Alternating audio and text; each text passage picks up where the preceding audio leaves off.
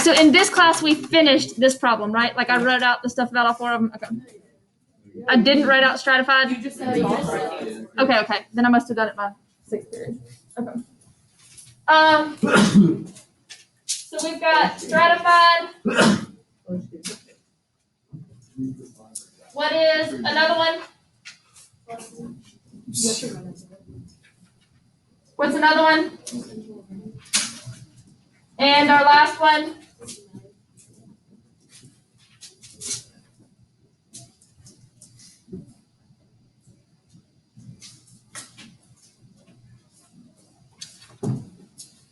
With these two, we start out with grouping. But the way that we group is different. Just to review, because it says it up in the words, the groups are called strata if it's stratified. The groups are called clusters if it's cluster sampling. But how do we group them if it's stratified? Based on a similar. Based on a similar characteristic. So they are similar within the group.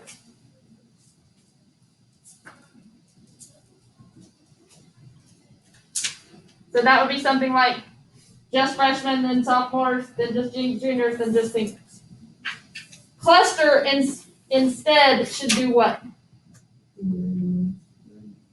And so they should generally reflect what? We hope that they generally reflect the whole population.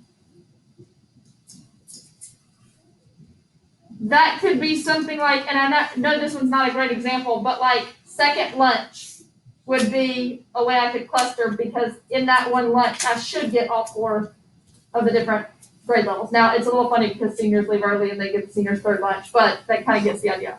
So here, I want the groups to be separated, and I want each group to be similar within itself.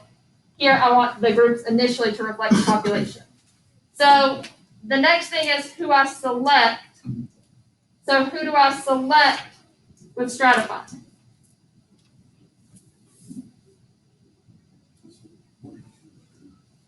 Certain proportion from each group. So I say some from every.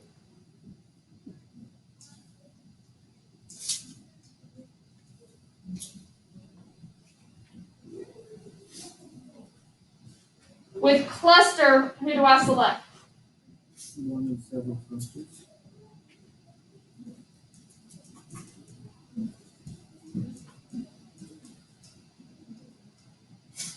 Entire clusters. If I'm picking lunches, I'm probably just gonna pick one lunch. Like I would put 1, 2, and 3 in a hat, and then pull out a number, and then that's the bunch I would select. Just because I saw some looks earlier.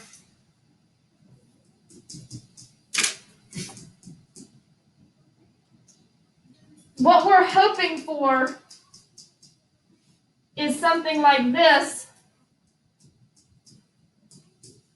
in each of our samples that we end up with, where these should look the same. But here, it happened because I picked from groups that already had all the different colors. Here, I specifically said, okay, I want to pick some green, then I want to pick some blue, then I want to pick some orange, then I want to pick some red, to make sure that this is what my group looks like in the end. We should be getting the same result. It's really how we get there that's different.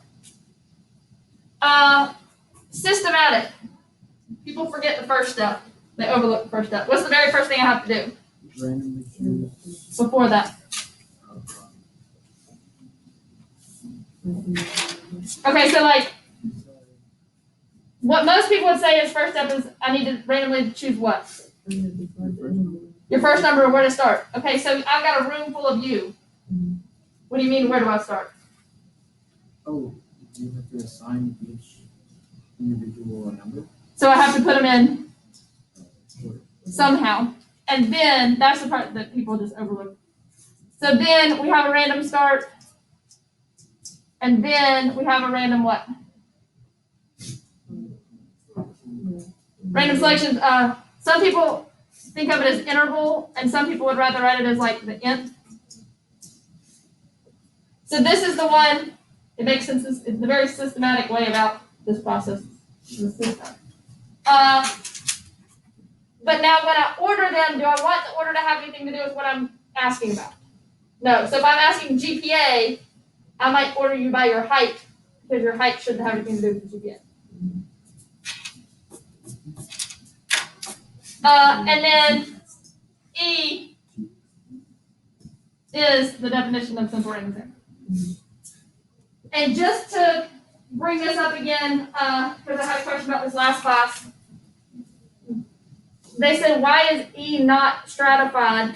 Because if we're thinking about it like, I am picking 4 people to represent our school, and I'm going to do a stratified, which means I want 1 freshman, 1 sophomore, 1 junior, 1 senior.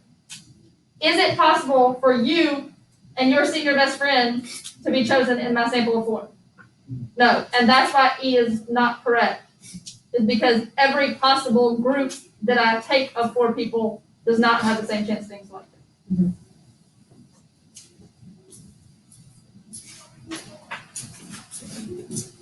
Any questions with stuff off that one?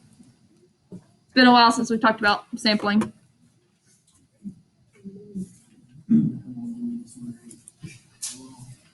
All right, now this problem, if you wanted to work it out correctly, like from the beginning to end, all the steps of it, it's tedious and there's a lot to it.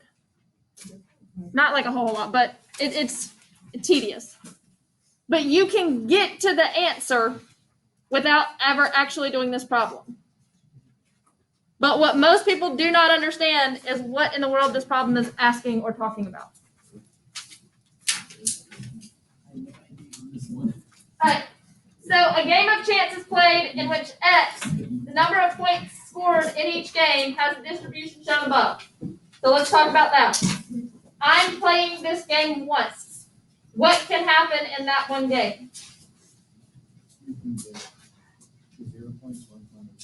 I can get 0 points, 1 point, or 2 points. So I made association with what the picture's even talking about. 2 is where people just either get lost or confused or overlook the detail. Which of the following is true for the sampling distribution of the sum of the scores when the game is played twice? So that's what I'm concerned with, is when I play twice, how many points did I get and what's my probability? Everybody go with that part, what the question's asking now? All right, so let's start here. And let's just think about how many points I can get. Can I get 0 points? Yes. Okay, they all have 0, we're good. I usually go through these answers and look to start. Okay, they all have 0, so I'm not even gonna think about that. Some of them don't have 1. Can I play this game twice and get 1 point? Yes. Yes, so no. Can I play this game? So now I have to decide here. Can I play this game twice and get 4 points? Yes. Yes. So I'm automatically down to 2 choices. This one is telling me exactly what the probability of each one of them is. This one is telling me binomial mean of 2. Do you think the mean is going to be 2 out of these?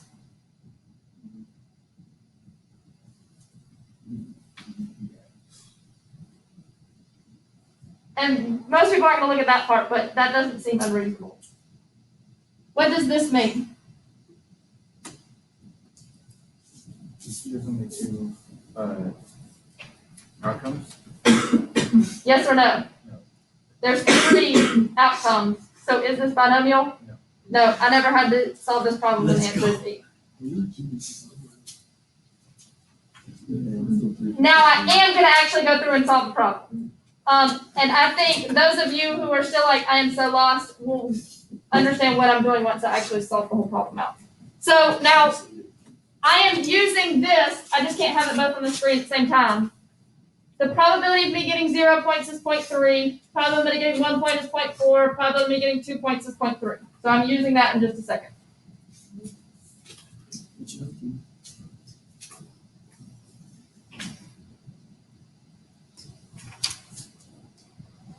I'm trying to not switch to a different slide so that y'all can always be looking up here if you're confused. Like if you want to double check and make sure you're on the right number, I'm trying to keep that page number the same. So I played the game once. How many points could I have gotten? 0, 1, or 2. What's the probability that I got 0 points? Probability I got 1 point? 0.4. Probability I got 2 points? Wait, why does it go to 0.4 again?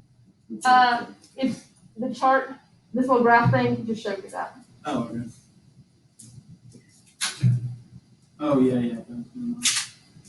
I play again. If I got 0 points, now how many points can I get?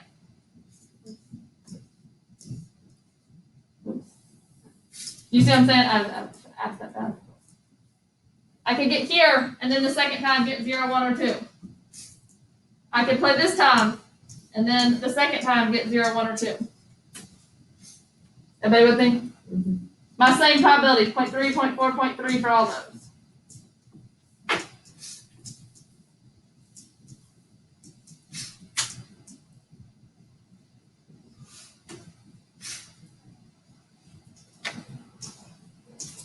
And I'm going to do this part first because I think I did this too quick in my other class.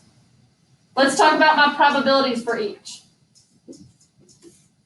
What is the probability that I go down this first path? 0.3 times 0.3, which is 0.09. What is the probability that I go down the second path? And most of these are really easy because they're all but one of them are either 0.9 or 0.12. So 0.3 times 0.3 is 0.09. 0.4 times 0.3 is 0.12. We got one that's 0.4 times 0.4, which is 0.16. 0.12, 0.09, 0.12, 0.09. Everybody good with there? I just multiplied down for each one. Mhm. All right, so now let's look at y. I guess I should have written y there instead of x. Which is my sum. If I took this first path, how many points did I get? If I took the second path, how many points did I get? Then 2, what would my next path be? 1. So I'm just adding the numbers going down. Everybody with me? So my options, I'm going to condense this same chart. My options for y were 0, 1, 2, 3, or 4. What is the probability that I get 0? 0.09. There was only one choice. I didn't have to deal with anything else. Now, what do I need to do to find my probability of getting 1 point? Average of both numbers. I would take this one plus this one, which gives me, 0.24. I'm going to start from the other end, just make it easier. There's only one that's 0.04, which is 0.09. There's 2 that are 0.03, which is 0.12 plus 0.12. And then there are 3 paths with 2 points, 0.9, 0.09, 0.16, which is 0.34. This is your final answer in a chart instead of in words. And had you actually worked out the problem correctly, this is the way you would have done it, which is a very tedious problem. If you look at the problem and think through it, we could have gotten an answer without actually doing that.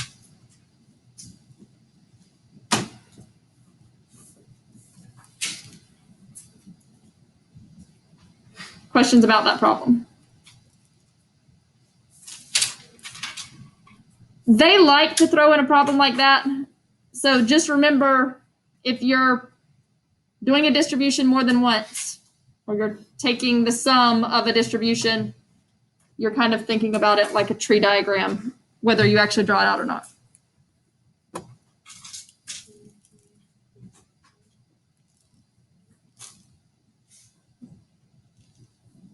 I wouldn't have thought to do this, but what kind of distribution do you think that is? Fairly normal, right? What happens when I take 2 fairly normal distributions and put them together? I get another normal distribution, which is what we got here.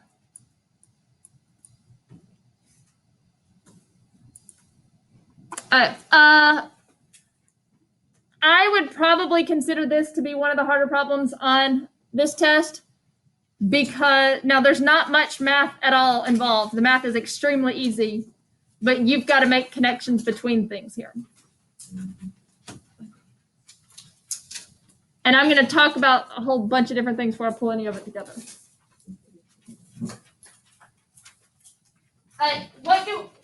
This is a T statistic. What do I usually call that instead of a T statistic? A test statistic. Some people in the chapter 12 test got thrown off by the fact that it was called T statistic, not test statistic. It's used to conduct a test of the null hypothesis where mu equals 0 against mu does not equal 0. Well, what does this mean? Two-tailed. The p-value, okay, I've got my p-value. The two-sided confidence interval, well, that helps because we're dealing with two-sided in both, is to be constructed of the following, which is the largest level of confidence for which the confidence interval will not contain 0. Let's just think about this last part. If I draw a confidence interval and I get something that is here, what is my result as far as like a test? If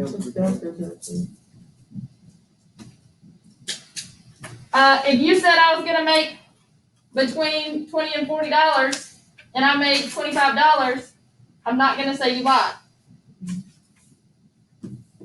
If you said that I'm going to make between $20 and $40 and all of a sudden I make $15,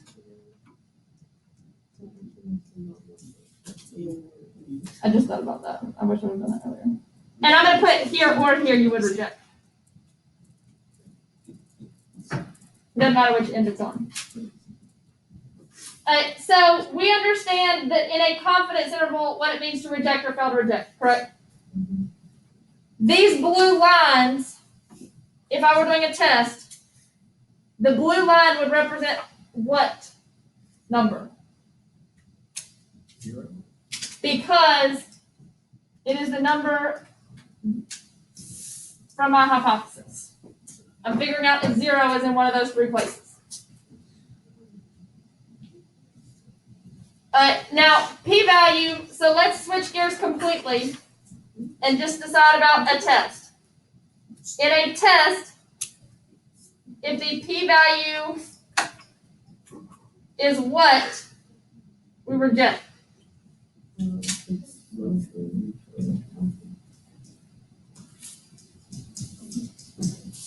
So this one associates with this picture, right? So now let's go back to the problem. Of the following, which is the largest confidence interval of which the confidence interval will not contain 0. So left or right one here, which is the one that will not contain 0. Right. The right one. So that means reject.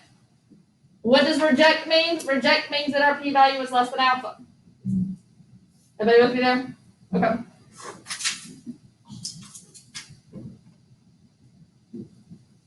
If our confidence interval is 90, what is alpha?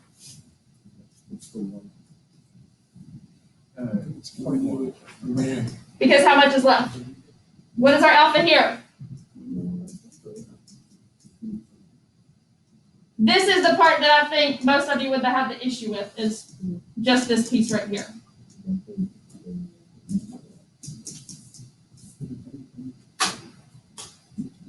We have one p-value, which was what? 0.056. And we want to know the one that will not contain 0, which means reject. So, is it less than, do we reject here? Yeah. Do we reject here? Yeah. No. So these two would reject. So which of these confidence intervals is the largest that would reject? That is a difficult problem. I got it right. I don't understand. We all suck. You understand those going to get rejected? So this part just says, which is the largest one, but of those two, which is bigger? Why do you find like the alpha value? One minus, so like, this is what's between, so this is what's not between, so you're doing like 100 minus that, whatever. So, Okay, I did it. if it I was thought it was 0.05, it'd be 95%. That would be Okay, it didn't use that. Alright, questions on this one? And like I said, that's a very easy answer, but getting there is a lot of pieces, and I think that one is difficult.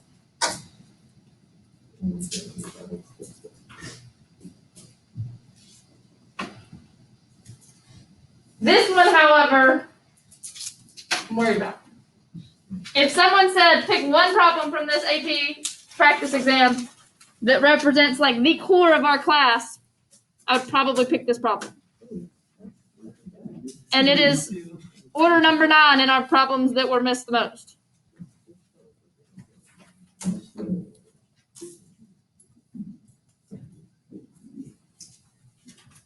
Alright, let X represent a random variable whose distribution is normal. What is really important?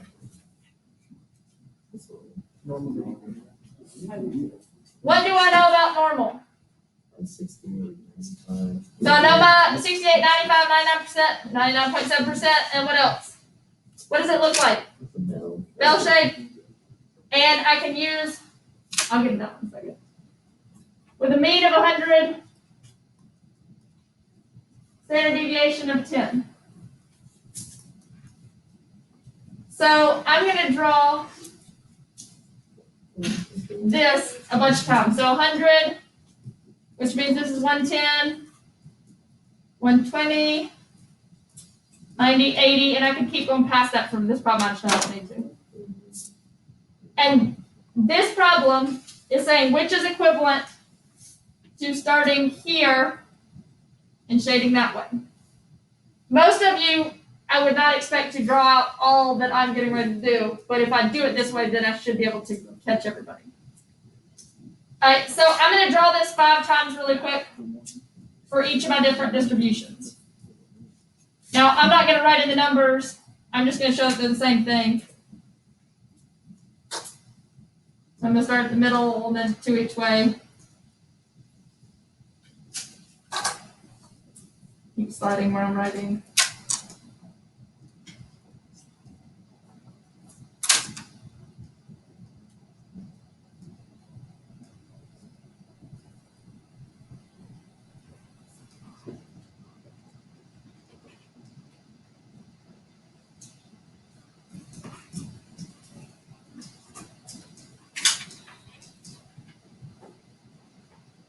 So A says starting at 115, I guess I should write 100 as my reference. It's easier to tell. Starting at 115, shading which direction? The left, says less than. B says starting at 115, shading which way? Is there anything different about A and B? As far as our class, no, because a line itself has no area, so those are the same. C, I'm starting at 85, that's here, and shading which direction? D, I'm starting at 85, going to 115, and I'm shading everything in between. E says starting at 85 and going less than that, but I want everything that's not that. It's actually saying starting here and going that way. So which is the same as this one? Which is the same area as that one?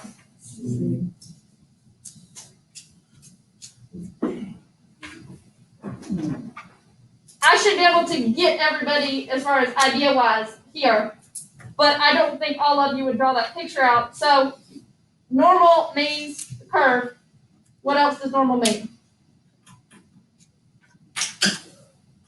What do we always associate with normal? What else? Paper. The z-score table. So can I convert these to z's? Alright, so these are easy numbers that it gives you. A lot of times it does this. So 110 and 10 This is 15 above. Well, 15 divided by 10 gives me what? 1.5. So this is Z is less than 1.5. This is the probability that Z is less than or equal to 1.5. This is the probability that Z is less than what?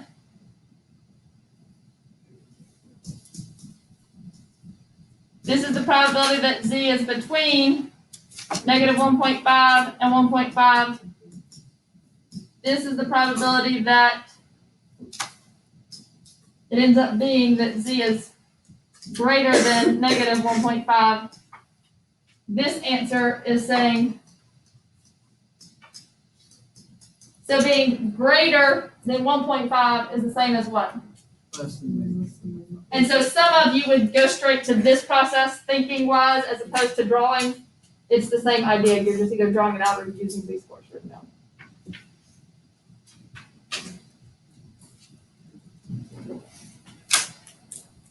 But that is something that concerns me. Because that's a very basic to what we do problem.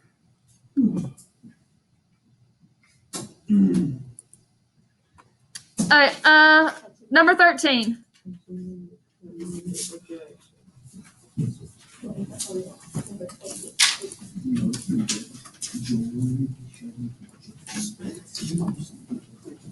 The graphs of the distributions 1 and 2 of the sample mean of the same random variable, which just means we're sampling from the same thing, of 2 different sizes are shown. So the only thing we are changing is what? Sample size.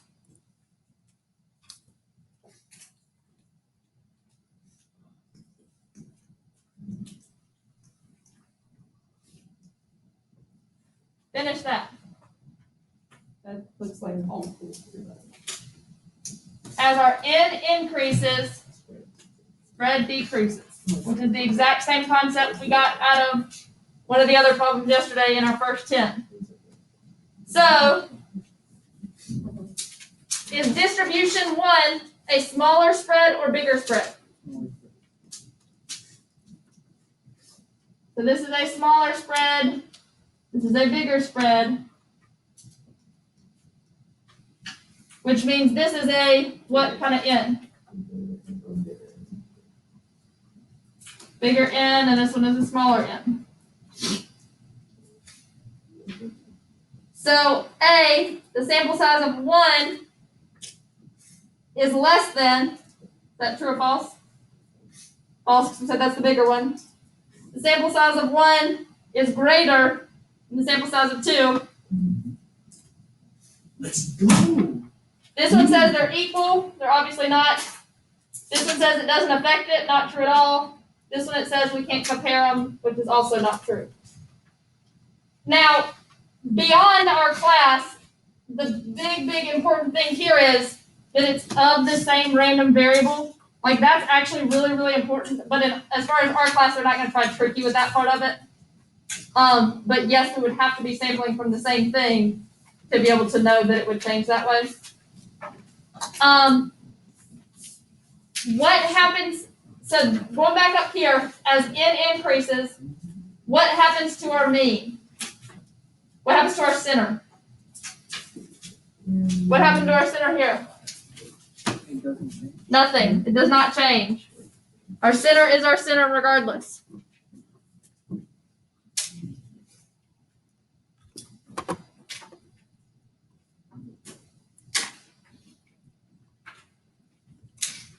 Number 10.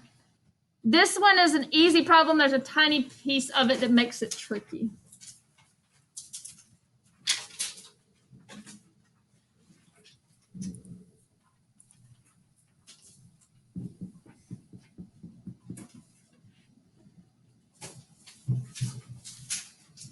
All right, distribution of the parameters of variety of oranges, approximately normal. You need to be the point where you always circle or underline if you see the word normal. Standard deviation of 0.03. How does the diameter of the orange at the 67th percentile compare with the mean diameter? approximately normal, so I'm gonna draw it.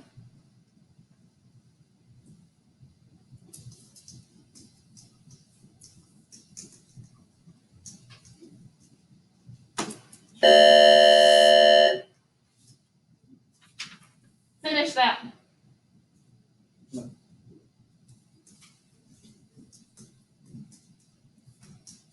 Percentile always means shade left. The people who did less than you. People who you did better than.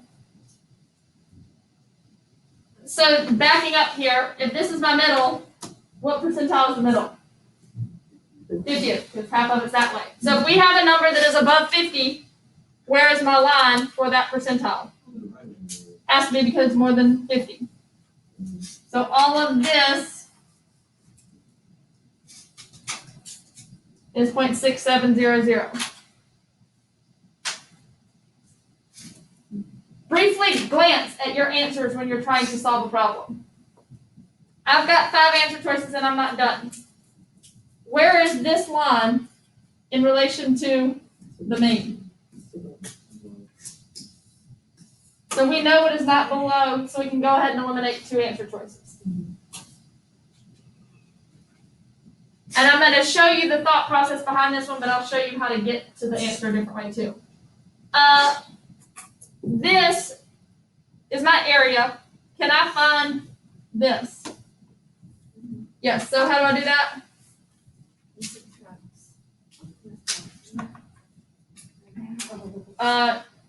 Where do you look for this? You don't have to. So look at the table. Is that number going to be at our table? So you're looking in the middle part for it. So if you look in the middle part of your green table, which is the table on your desk that's not green, it's not going to be green.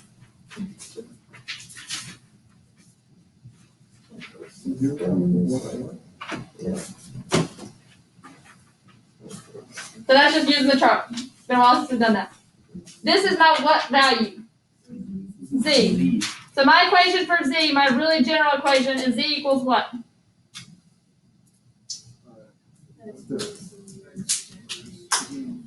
Of some form. Do I know my Z's? Yes. What else do I know? Standard deviation, which is 0.3. I can get rid of this, multiply both sides. What is 0.3 times 0.44?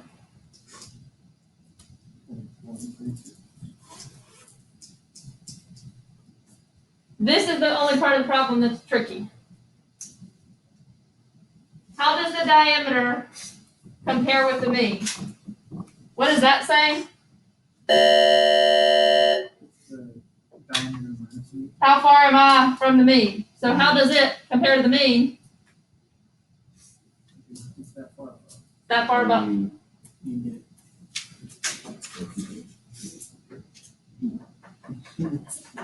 Now, I think that part loses people. So instead, the way I would think about it is, let's come back to what I drew up here. So this is a Z value.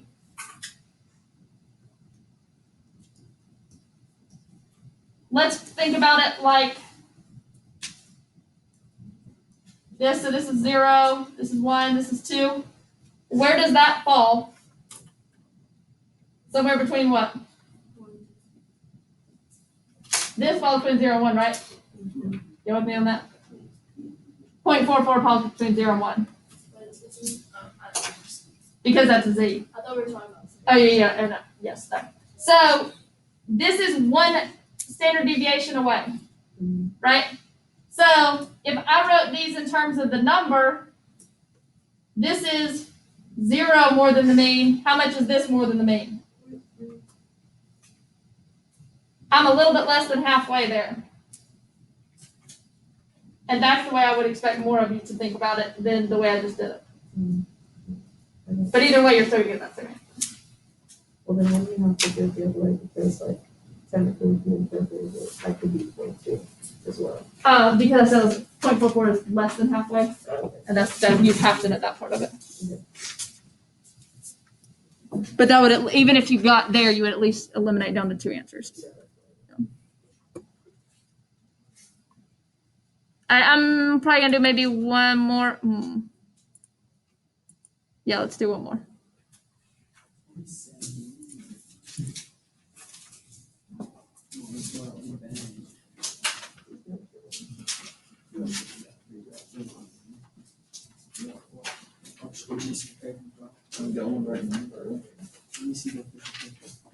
All right, so histograms below represent the distribution on 5 different data sets, each containing 28 integers from 1 through 7 inclusive. I am going to talk outside of this problem because I would imagine you would see something like this, and I want you to understand what the problem is saying just right there so that you at least feel okay about that part and aren't distracted by that. What do you think the from 1 to 7 inclusive mean? Look at your graphs.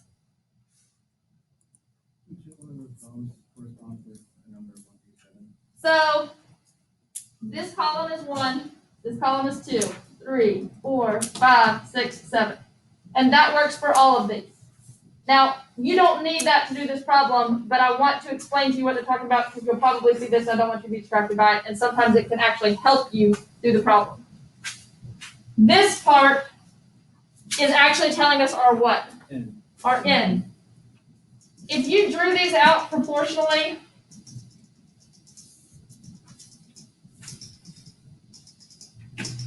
so this is 1, so there's 1, 1, there's 2 2s, 3 3s, 4 4s, so forth.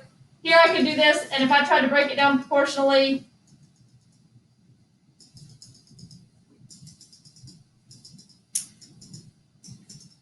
so of this bar, there's 1, 2, 3, 4, 5. This bar, there's 5. So these bars, there's 5. These bars, there's 3. This one, there's 2. If you added up all those numbers, you're going to get 28. So sometimes that doesn't help you solve, or that doesn't like deter from this problem or benefit this problem. But sometimes being able to think about it that way can actually help you. Like if you're at the end of the AP exam and you're looking at this problem going, I have no clue, but I have extra time. You could sit here and type in your calculator 1 1 1 1 1 2 2 2 2 2 3 3 3 4 4 and so forth, and then find the standard deviation of it. And use that and get your answer. Y'all see what I'm saying? And just plug in the numbers for each data set. And because all it wants to know is which one has the biggest standard deviation. Do I think that's your best bet while you're going through? No, that's a lot of time to find a problem in a way that you can probably do a different way. But if you have extra time and you run off to the side, I'm missing this point, I've got extra time, use that. So that's why I want you to understand what these mean. Now, let's think about the problem itself as just concept. So, standard deviation means what? What is the definition of standard deviation? Average distance from the mean. So, if there is a lot of pull or a lot of weight at the mean, what kind of standard deviation is that? Right. Low. If there's a lot of pull away from the mean, what kind of standard deviation is that? Higher. These two, here's my middle. My mean's going to get pulled that way a little bit towards the higher numbers. My mean would be somewhere here. So this is probably the farthest away. It doesn't have much pull. Most of my weight is pretty close. This is going to be about the same thing just because that's tweaked would maybe pull it this way a little bit more than that one. Still not that big of a difference. Where is most of my weight or pull in that problem? So that has a weight of 0 being most of your pull there. Here, which is going to be higher, this C or E? Right? Because here, I have a lot of weight that's 0 and not a lot of weight that's -3 and +3. Here, I have less weight that's 0 and a little bit more weight that's +3 and -3 than that one. So this one is more than that one.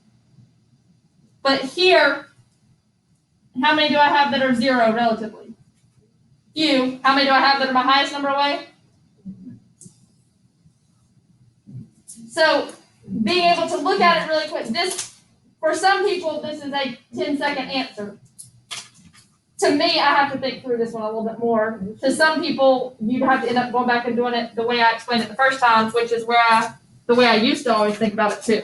Which one, or what's the right about that, like, for this? Something about the more, I'll write the way of the pool.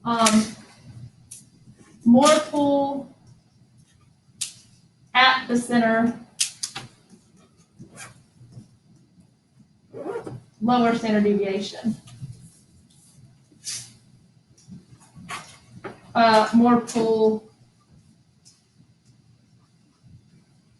far from center.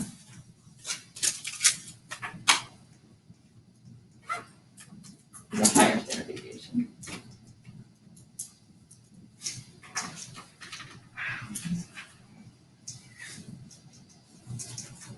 But the reason I wanted to explain this 28 1 through 7 thing is you're gonna get to some problems where, like this one, like the typing in the numbers thing, it might be something like you can actually go through and calculate the mean or the median, which could help you do the problem in a completely different way than they would expect you to do it, but could get you out of a problem that you got stuck on. And I'm good with stopping there for today.